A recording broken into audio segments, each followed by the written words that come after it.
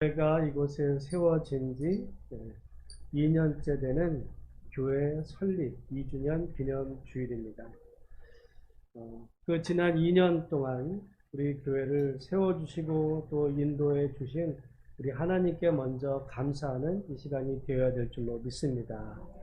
그리고 한 마음으로 오늘 여기까지 함께 해주시고 또 어려운 가운데서도 정말 기도하시고 헌신해 주신 여러분 모두께도 진심으로 감사하는 말씀을 전하고 싶습니다.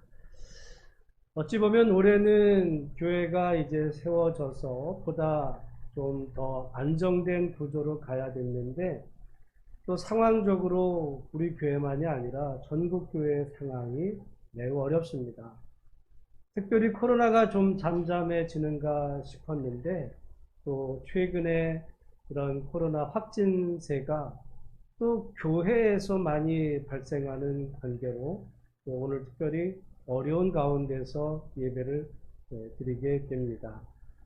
그래서 오늘 어찌 보면 정말 더 어느 때보다도 즐거운 우리 교회 생일이니까 이런 기쁨의 예배가 되어야 되는데 좀 우울한 마음으로 예배를 드리는 것이 사실이기도 합니다. 그럼에도 불구하고 오늘 다시 한번 교회를 이곳에 세워주신 하나님의 은혜를 생각하고 또 이 교회 향후 미래를 바라보면서 하나님의 은혜를 구하고 이후에 더욱 교회가 더 든든히 세워져가는 은혜가 우리 가운데 있어지게 되기를 간절히 소망합니다.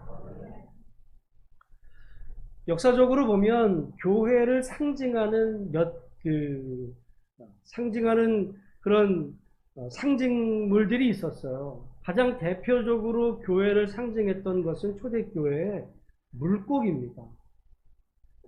여러분 성경에 보면 예수님께서 보리떡 5개와 물고기 2마리로 이제 5,000명 이상을 먹였다는 그 말씀에 근거하는 거기 나오는 물고기가 단지 물고기이기도 하지만 성경에서 물고기는 하나님의 백성을 의미하기도 했습니다.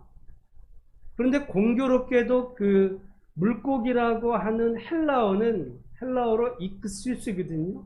근데 그것이 5개의 이제 철자로 만들어졌는데 그 말은 예수 그리스도는 하나님의 아들 구세주 이런 의미가 있어요.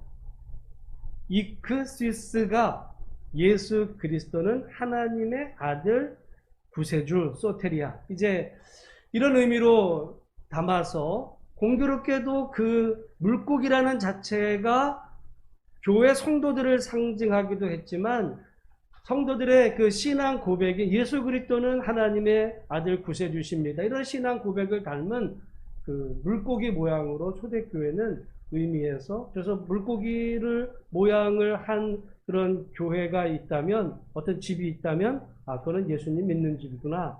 오늘 여러분 집에 교패는 뭐가 붙어 있어요? 십자가가 붙어 있죠. 여러분 우리가 이제 초대교회 당시에 지금 터키나 이런 지역에 가보면 거기는 십자가가 없고 상징으로 뭐가 되어 있다고요? 물고기로 그려져 있는 집이면 그곳이 교회였다. 이렇게 지금 우리가 생각하게 되기도 합니다. 또한 초대 교부들은 교회를 상징할 때 달로도 상징을 했어요. 달. 태양이 아니라 달. 이왕이면 태양이 더 좋을 것 같잖아요. 근데 여러분 달을 한번 생각해 보면 달은 언제 비춥니까? 밤에 깜깜할 때 어두운 세상을 비추는 빛이다. 교회가 세상의 빛이다. 여러분 교회가 세상에 어두운 거를 탓할 필요는 없어. 어차피 세상은 어두운 거거든요. 다만 교회가 그 빛의 사명을 감당하느냐의 그 문제만 남은 거지. 왜 세상이 이렇게 어두울까? 왜 세상이 이럴까? 아무리 탓해봐야 그거는 탓할 필요도 없는 거예요.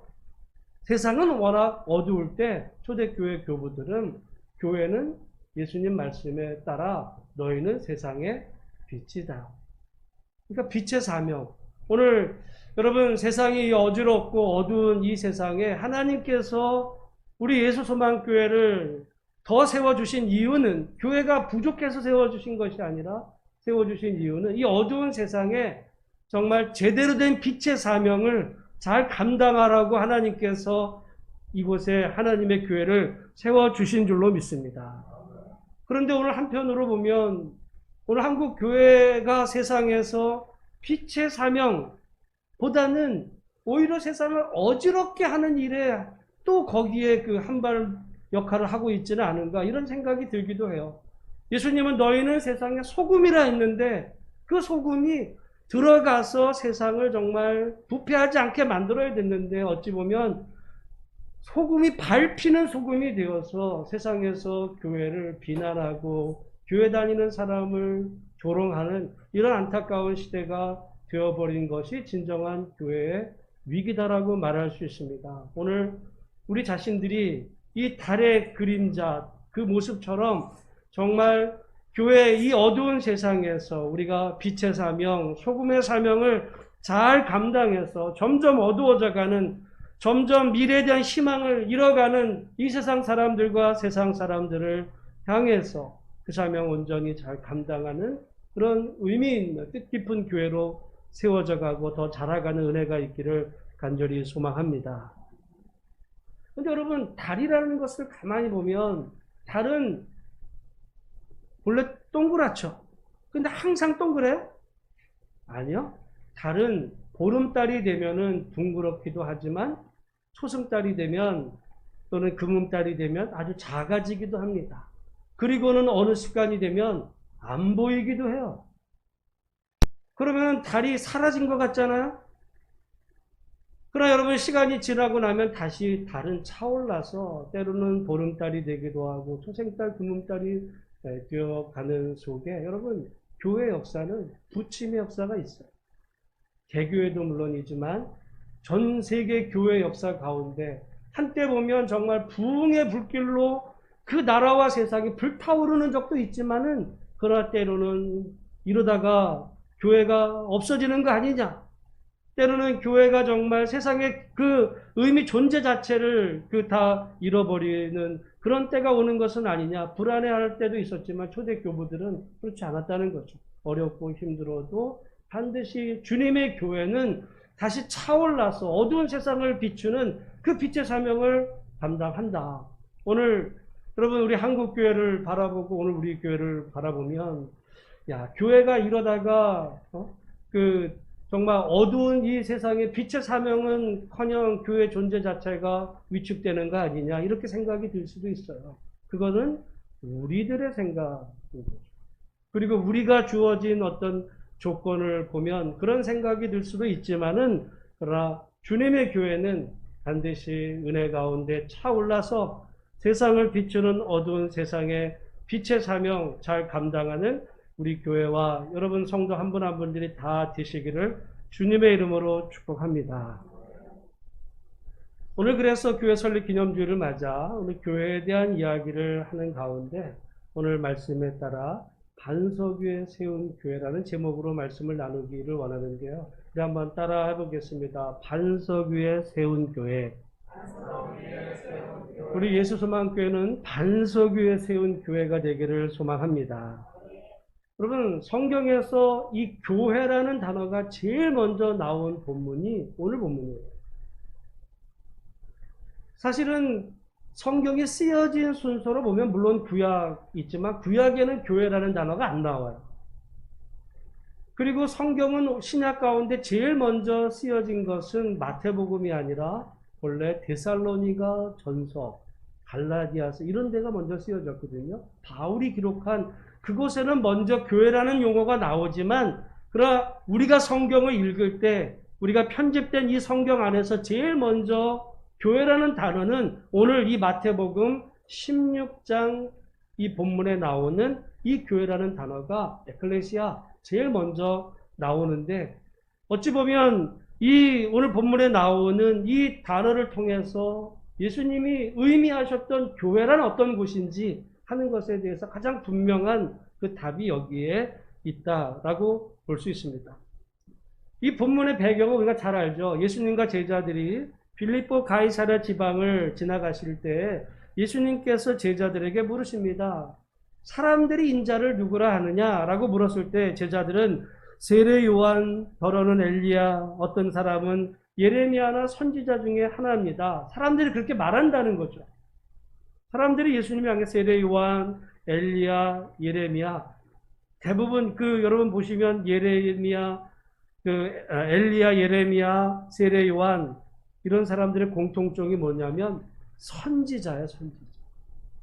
그러니까 사람들이 예수님을 지금 선지자입니다 이렇게 지금 봤는데 예수님이 다시 물으시죠. 그러면 너희는 나를 누구라 그렇게 생각하느냐? 그랬을 때 베드로가 그 유명한 대답을 합니다. 우리 16절 말씀 같이 한번 읽어보겠습니다. 시작. 시몬 베드로가 대답하여 이르되 살아계신 하나님의 아들이시니이다. 아멘. 여기 주는 이라는 말은 우리가 아는 주님은 이라는 말이 아니에요. 이게 한글 성경으로 보면 저도 옛날에는 이게 주님은 이렇게 저도 생각을 했는데 원어 성경으로 보면 주는 이라는 말은 당신은 이라는 수입니다. 영어로 말하면 you. 그러니까 우리가 생각할 때 아니 제자가 예수님을 향해 당신은 이렇게 말하기 어려우니까 지금 번역으로 주는 이라는 의미인데 당신은 예수님은 어떤 분이시냐? 그리스도시고 그리스도라는 말은 메시아고요. 그 당시에 메시아라는 의미는 왕이라는 말이었습니다. 예수님은 왕이십니다. 어떤 왕이냐? 하나님의 아들이신 왕이십니다. 이런 고백을 한 거예요. 그러자 예수님께서 바요나 시몬아 내가 복이 있도다. 이를 내게 알게 하니는 혈육이 아니요 하늘에 계신 내 아버지시니라 라고 말씀하시면서 너는 베드로다. 내가 이 반석 위에 내 교회를 세우리니 음부의 권세가 이기지 못하리라. 그렇게 말씀하셨습니다. 여기 예수님은 그리스도시고 하나님의 아들이십니다라고 고백한 그 베드로를 향해서 내 교회를 그 반석 위에 세우겠다라고 하는 유명한 말씀을 하시죠. 이때 반석이 뭐냐? 반석이. 교회 역사 가운데 이 반석에 대한 이야기로 많은 논쟁이 있었습니다. 그래서 교회가 거의 한 1500년 종교개혁이 일어나기 전까지 이 반석은 누구냐? 누구라고 봤냐면 베드로라고 봤어요. 그래서 교회의 기초는 누구냐? 베드로 위에. 그래서 로마 교황이 이 베드로의 후계자들로 이어진 그곳 위에 그곳만이 그 교회만이 정통 교회다. 반석은 베드로다. 그렇게 주장을 했습니다. 이어서 종교개혁자들 가운데 반석이 누구냐? 무엇이냐라고 했을 때 여러분 종교개혁자들 중에는 그 반석은 바로 예수님이다. 이렇게 보기도 했다는 거죠.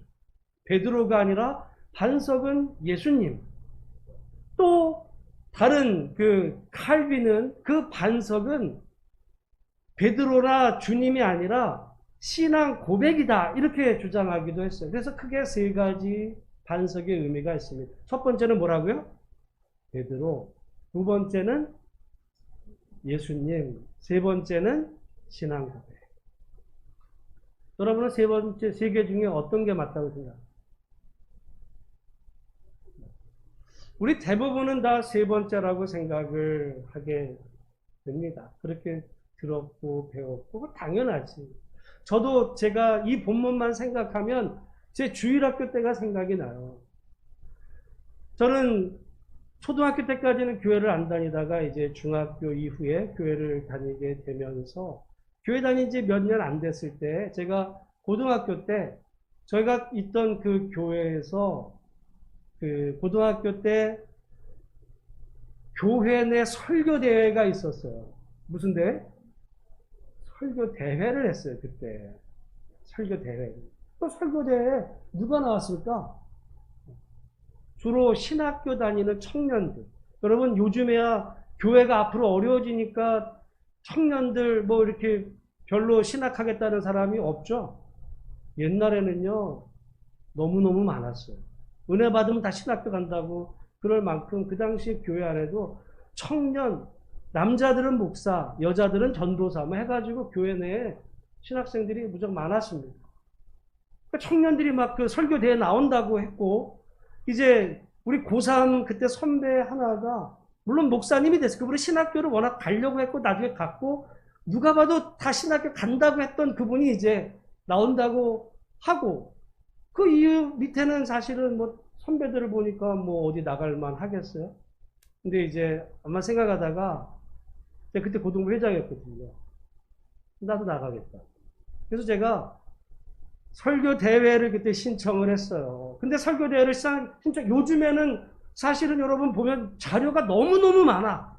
요즘 사람들이 시간이 없고 관심이 없어서 이게 뭐 성경에 대해서 이런 게, 요즘은 마음만 먹으면요 자료가 널렸어요. 인터넷이고 뭐 자료. 그때는 없었어요. 성경도 무슨 이렇게 성경에 해설 달려진 거 없어요. 그냥 성경이지. 그러니 뭐 집에 성경에 대한 자료 하나도 없고 살 책도 없고, 근데 설교를 하겠다고 해갖고 교회 다닌 지 얼마 되지도 않았는데 뭔 설교할까? 어떻게 설교했을까요? 들었던 거.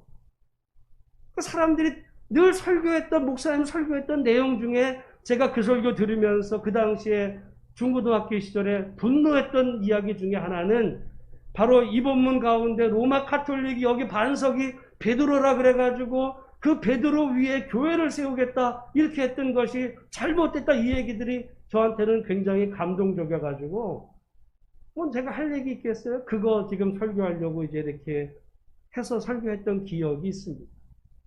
몇 등 했는지는 물어보지 마세요. 아니 뭐 해봐야 뭐 되지도 않았겠지만 어쨌든 이제 그런 기억이 있는데, 그때 반석은 신앙 고백이다, 그 얘기였어요. 결국 제 그 설교의 핵심 주제는 사실은 뭐 틀린 얘기는 아니에요. 여기 반석이 뭐라고요? 베드로의 신앙 고백. 베드로의 그 신앙 고백의 내용이 뭡니까? 다시 말씀드리면 그게 16절이에요. 당신은 그리스도시요 살아계신 하나님의 아들이십니다. 그 신앙 고백 위에 주님께서 어떤 교회를 세우시겠대요?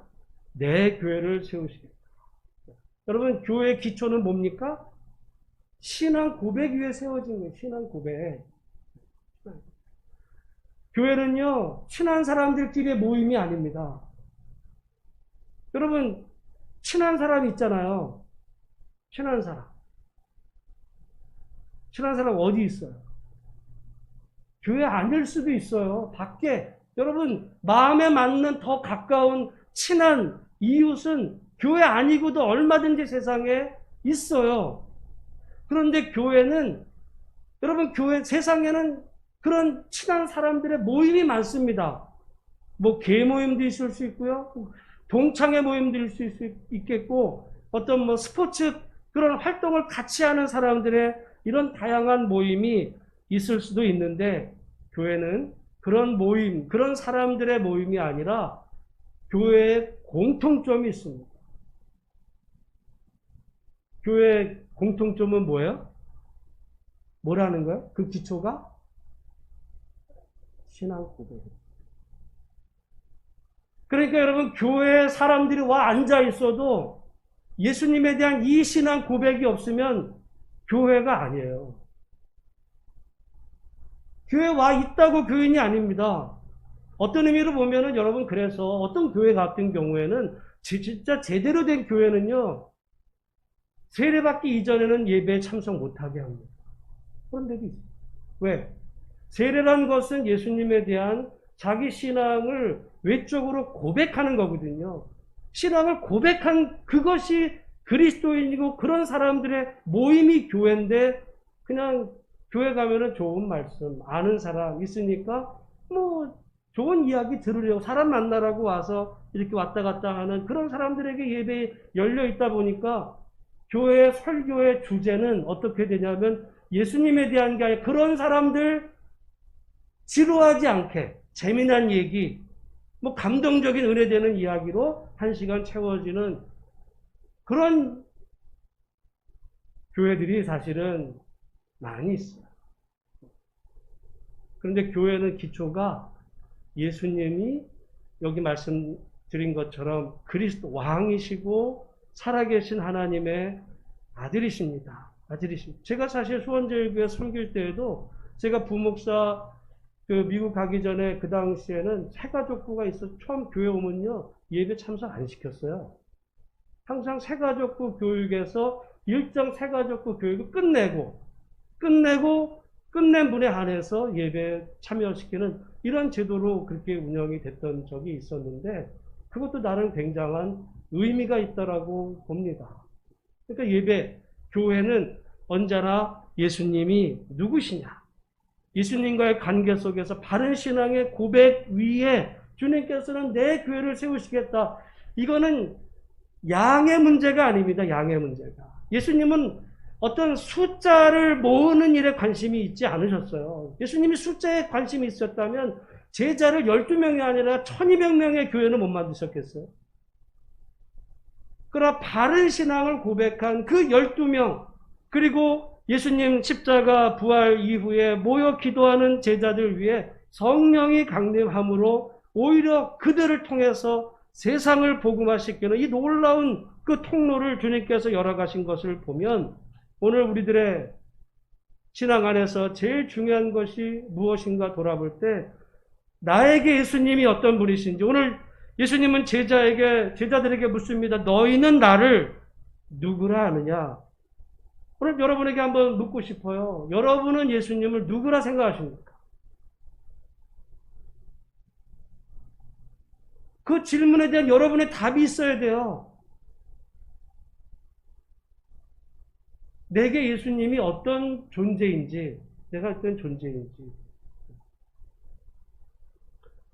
그 존재에 대해서 베드로가 정답을 했습니다. 예수님은 주님, 여기 그리스도다. 다시 말씀드리지만 그리스도라는 말은 왕이라는 말이고 예수님은 왕이십니다. 다른 말로 하면 주님이십니다. 그리고 주님은 살아계신 하나님의 아들이십니다. 바로 거기에서 참 믿음이 시작하고 그런 사람들이 모인 그곳에 반석이신 예수님이 함께 하셔서 교회가 이제 그 기초 위에 든든히 세워져 가지 이 고백이 없이 이 고백을 하지 못하고 그냥 교회 다니는 게 좋아서 아는 사람들과의 만남인 그런 사람들의 그 모임은 마치 모래 위에 지은 집과 같아서 바람이 불고 창수가 무너지면요 다 흩어지고 흔적 없이 사라져버리고 맙니다.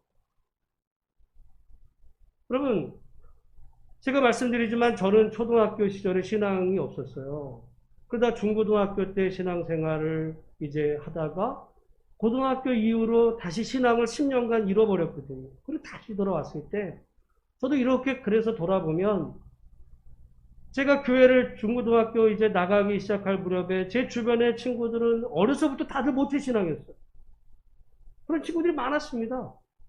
근데 제가 봤을 때 나는 중학교 때 교회에 들어왔는데 자기는 모태신앙이라고 말하는 주변의 친구들을 내가 보니 저런 애도 교회를 다녀?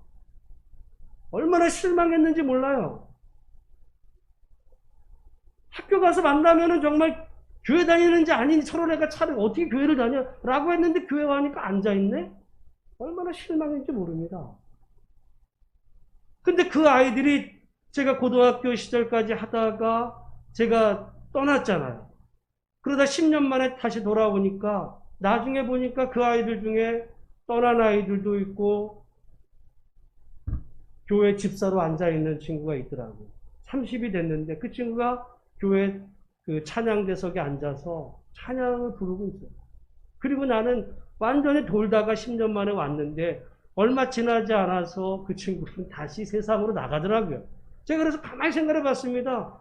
여러분 한평생의 인생 가운데 어떤 아이는 유초등부 신앙 때 너무 좋아서 정말 초등학교 신앙만 보면 목사님이 될 것 같아요. 주변에 야 너는 목사가 돼야 돼.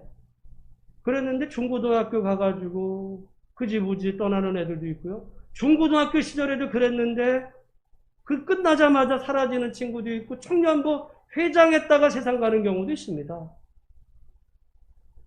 우리들 한평생의 인생의 이 여정을 보면 우리의 신앙이 잘하는 경우도 있고 어느 순간에 여러분 달이 기울듯이 달이 기울었는데 아주 기울어져서 떠오르지 않고 그냥 신앙이 사라져버린 수가 있어요. 모태신앙이었지만 나중에 보면 교회 안 다니는 애들보다 못하게 오히려 교회를 대적하는 그런 경우가 있는 것을 보면서 교회와 믿음의 그 근본은 뭐냐?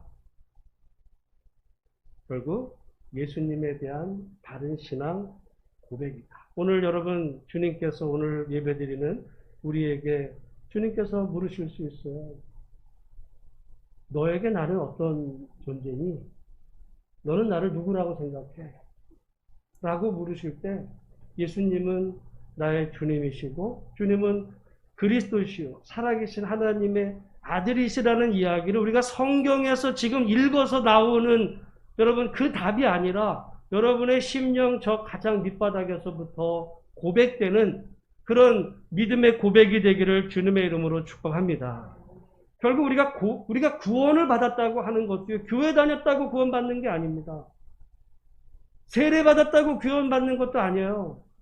모태신앙 집에서 몇 대째 내가 거기서 자랐다고 신앙 구원받는 것도 아니라 로마서에서 바울은 말하기를 만일 내 입으로 예수를 주님으로 시인하며 그리고 하나님께서 그를 죽은 자 가운데서 살리신 것을 내 마음에 믿으면 구원을 받으리라. 사람이 마음으로 믿어 의에 이르고 입으로 시인하여 구원에 이른다라고 말씀해요. 마음으로 믿고 예수님이 주님이시고 나를 위해서 죽으셨다 살아나신 것이 마음에 믿어지면 믿어지는 거예요. 믿으려고 노력한다고 여러분 되는 일이 아니라 믿으려고 우리가 성경 공부도 하고 기도도 하지만 결국은 하나님께서 그 사람의 마음 가운데 믿어지도록 오늘 본문의 말씀에 베드로가 그 고백을 한 것은 너가 배워서 된 것이 아니라 그것을 알게 하신 이는 하늘에 계신 내 아버지께서 너에게 그것이 고백되도록 그렇게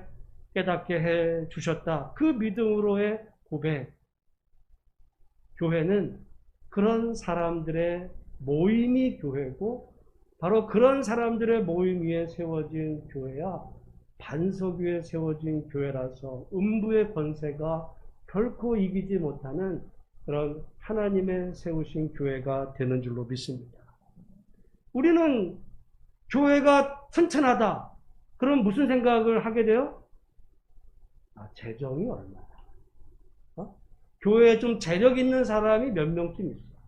그럼 든든한 사람이 얼마나 있어? 그러면 교회가 든든하지.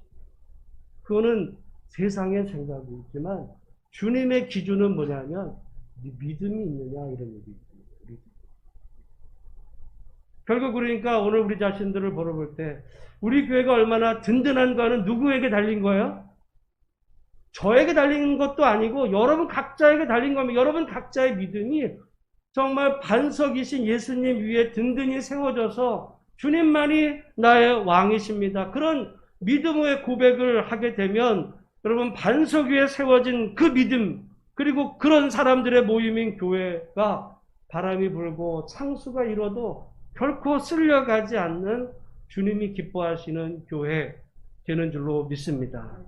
그런데 이 믿음이 아니라 그냥 사람 좋아서 만나고 밥 먹는 게 바리가 있어서 모이고 이래가지고 그냥 모였어요. 재미있어요. 근데 그 믿음이 없으면 바람이 불고 창수가 나면 모래 위에 지은 집과 같아서 무너져 버리고 만다. 예수님의 가르침의 핵심입니다. 그래서 저는 오늘 우리 교회 설립 2주년 기념일을 맞으면서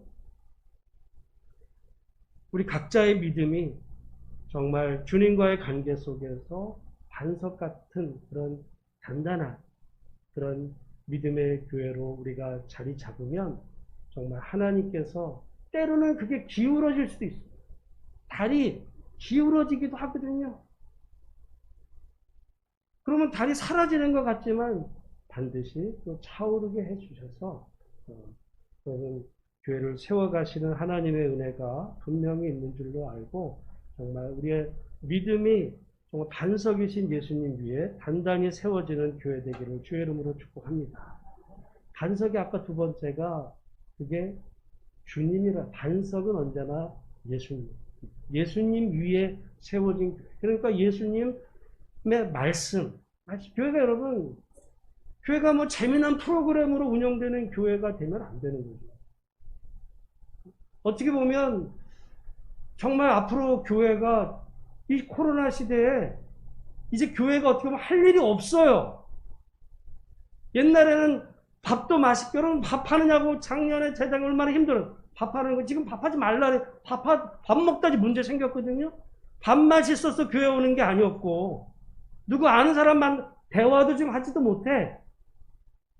그냥 이렇게 마스크 쓰고 있다 얼굴 보고 가야 되고, 이게 여러분 어떤 사람 1년, 2년 간다고 그럽니다. 그러면 어떻게 보면 그동안의 프로그램과 어떤 그런 거에 기초했던 교회라고 하면 교회 왜 가지? 이런 생각이 들 수도 있어요. 교회가 재미도 없고 말도 못하고 밥도 못 먹고 뭐 차 한잔 해야 되는데 그런 게 다 없어졌네?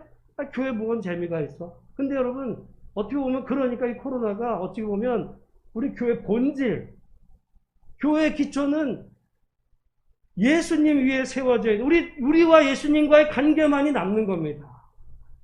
우리가 사실은 어느 날 주님 앞에 서게 될 때 뭐 내 옆에 누가 아는 사람이 물론 위에서 기도해 줄 수는 있지만 궁극적으로 우리는 철학적인 용어로 보면 단독자로 주님 앞에 서게 되거든요.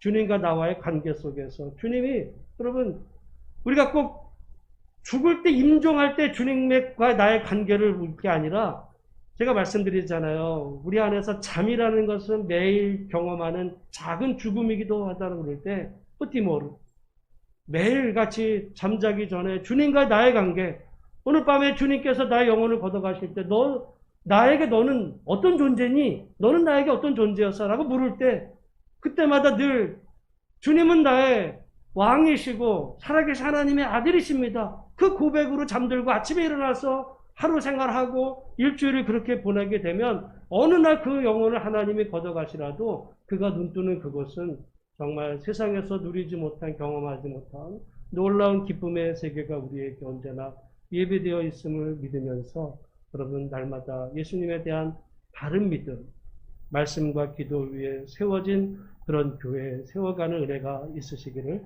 주님의 이름으로 축복합니다. 어찌 보면 마지막으로 제가 아까 설교 이 본문에 대한 것 중에 우리가 그동안의 교회는 베드로라고 했던 사실에 대해서 얼마나 비난했는지 몰라요. 근데 그럴 필요도 없어요. 교회는요, 꼭 베드로는 아니지만 베드로를 비롯한 사도들의 전통 위에 세워진 겁니다. 그래서 우리가 그거를 기념해서 우리가 예배 때마다 늘 신앙 고백하는 게 뭐예요? 사도들의 신경이거든요. 사도 신경. 베드로를 비롯한 사도들이 고백했던 신앙의 고백의 내용을 지금 수천 년이 지난 지금도 우리가 고백을 한다고. 그러니까 베드로를 비롯한 사도들의 그 전통을 우리가 무시하지 않습니다. 교회도 그래요. 우리 교회가 지금 2년 됐지만 이 교회 안에도 나름의 전통이 만들어져 가고 있는 거거든요. 교회들마다 교회의 전통이 있고 장로교는 장로교의 전통이 있고 그 전통이 무시돼서는 안 되는 거거든요. 전통이 성경과 괴리돼서 전통을 위한 전통이 돼가 말 같지도 않은 이런 거를 주장하면 문제가 되지만 나름대로의 그 전통, 개혁주의 신앙 붙였잖아요. 개혁주의 신앙 위에서 우리가 바른 믿음을 고백하고 살아가는 우리의 바른 전통.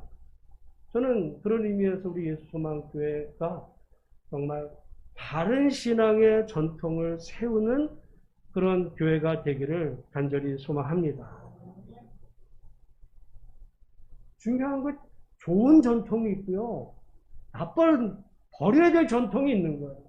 옛날에 여러분 고등학교 같은 졸업식에 보면 꼭 이상한 전통들이 있어요. 막 옷 찢고 말이죠. 막 그날 막 밀가루 뿌리고 막 이런 전통, 이상한 전통들은 남아서 막 그거 한다 그래요. 그런 전통들은 없어져도 돼요. 근데 그 학교의 나름의 좋은 전통들은 남아야죠. 전통이 다 나쁜 게 아닙니다. 신앙의 전통을 우리는 소중하게 여기는 기독교. 그래서 우리가 칼빈의 전통. 저는 신앙이 어렸을 때, 중고등학교 때 모르고 설교 시간에 베드로의 그 반석을 베드로라고 주장해서 전통을 강조했던 교회는 나쁩니다. 막 이렇게 설교했는데 그때는 제가 어렸어요. 지금 그 전통 오늘 우리의 신앙도 교리도 어느 날 갑자기 그냥 누가 특별하게 만든 게 아니라 수천 년 이어오는 속에 수많은 사람들의 하나님 사랑의 고백이 쌓이고 정제돼서 오늘 우리가 받아들인 좋은 전통의 그런 교회. 여러분, 신앙도요, 좋은 신앙이 있고 나쁜 신앙이 있습니다.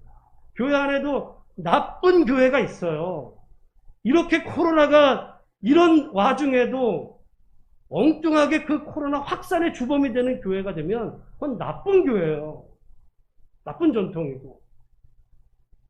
우리가 그래서 세상의 빛과 소금으로, 그래서 세상 사람들이 우리를 볼 때도 야, 저 사람은 참 정말 저런 사람이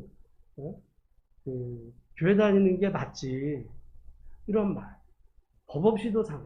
그러니까 교회 다니는 사람 저래야 돼, 이런 말을 들어야지 저런 게 교회를 다녀. 한국 교회가 정말 안타까운 개독교 소리를 듣고 있거든요. 정말 문제가 되는 겁니다. 그래서 마태복음에도 주님이 말씀대로 행하지 않으면 그것이 모래 위에 세워진 집과 같아서 반드시 바람이 불고 상수가 날 때 무너지지만 예수님의 말씀을 듣고 행하는 자는 반석 위에 지은 집과 같아서 아무리 바람 불고 상수 일어도 흔들리지 않는 그런 견고한 집이다. 우리 예수소망교회 교회가, 여러분, 교회 기초가 뭐 이렇게 비가 새니까 이게 문제가 아니고 우리들의 믿음의 본질이, 혹시 우리 믿음의 그 본질 안에 금이 가고 믿음의 본질이 흔들려서 예수님에 대한 어떤 사랑과 믿음의 고백이 흔들리면 그것이 위기입니다. 그러나 그것만 견고하고 우리가 주님 바로 나가면 교회는 누구의 교회예요? 주님의 교회가 되어서 주님께서 모든 것들을 책임지시고 인도해 가신다는 분명한 확신이 있습니다.